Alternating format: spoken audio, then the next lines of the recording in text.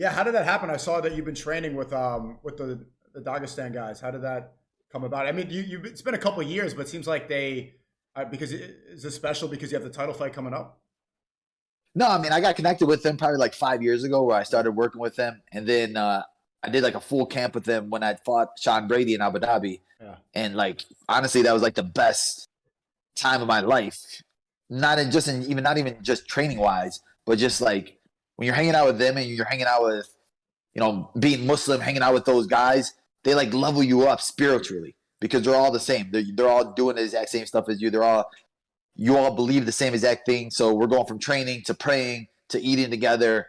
And honestly, it was like you just had a sense of calmness when you're with them. And then they're all like brothers, right? They all have the same mentality and they all want the best for you and they all want to help you. And they're all so good. So just to be able to learn from them guys and get beat up from them guys and knowing that they have, they want to see me win. And I may not have grown up with them or always Dagestani like them, but like we're Muslim brothers and like they had that same feeling towards you. And they have a small group. So for me to be able to be a part of that small group is priceless. Yeah. Do you think that they like invite you into the circle because you're Palestinian, because you're Muslim? How does that work?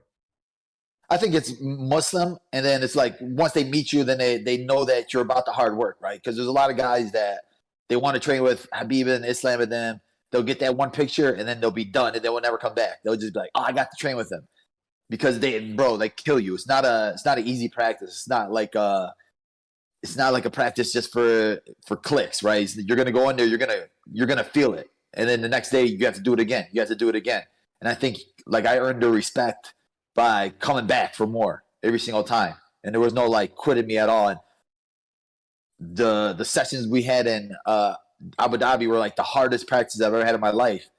And then they continue to push you after that same practice. So we'll go through the practice. You're like, we just sparred 5 rounds. Then he wants to grapple 5 rounds. And then Habib will call me in the cage and be like, all right, now come with me now.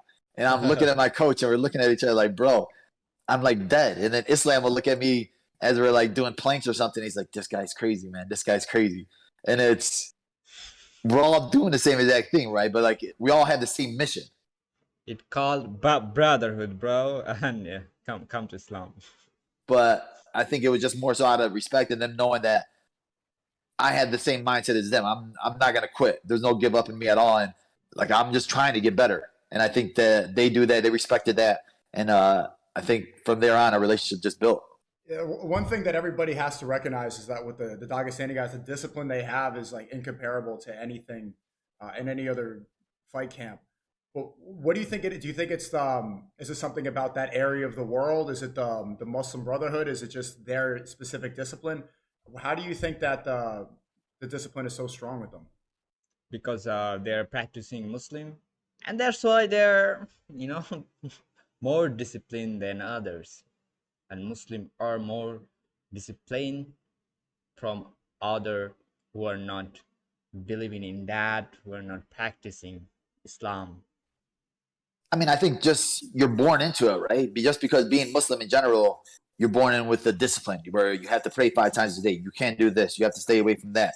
And a lot of the stuff that we're supposed to be staying away from, it's perfect for an athlete. Like you shouldn't be drinking. You shouldn't be eating this or doing that or staying out at night, going to clubs. So they already had that instilled in them. But also, they've been training since they were kids. They've been doing this since they were, 3 or 4 years old. Habib's dad, Ali Hamad, was the one that was his coach. He brought him up. And then Islam trained with them guys. So all these guys, they trained since they were young kids. And now they're bringing out the younger generation. Like they have so many guys on their team that are 19, 20 years old that's freaking killing me on the mats. And I'm like, bro, I'm about to fight for the title. I'm getting beat up by this guy. And people don't even know what his name is. But like he has the same type of strength as Habib, same type of strength as Islam. And I think it's just like, high tides raise all ships. So all of them together in that one room, they're all in that training. So you have to get better. You have to get good. You're not going to be in that room and be weak. So I think that's why a lot of them are so good. And also just like mentality, right? Habib doesn't let you be soft. We were in Dubai and, a couple guys will show up late to practice and he'll like take their phone from him because he's like, you guys are obviously staying up too late. So I'm taking your phone until tomorrow. You're not going to get your phone until tomorrow morning. And it just like, he puts you in your place, and no matter who you are, even for himself, he shows up to practice on time. He's doing all the exact same things. It's not like he's taking any days off. He's showing videos of himself running every night, and he tells you guys you should be running every night, no matter what. Even if you're on how much he travels, he still figures out a way to train and stuff like that. And he's still in amazing shape. Training with him a couple weeks ago, just killing me. And I'm like, bro, is this guy gonna get out of shape? But like Islam's like, bro, he's always training. He's always in the room. You think there's any possibility that Khabib returns? He's still only 35. Yeah, I mean, I don't think he's gonna return. I'm glad that he's returning to coaching and being in the corner again.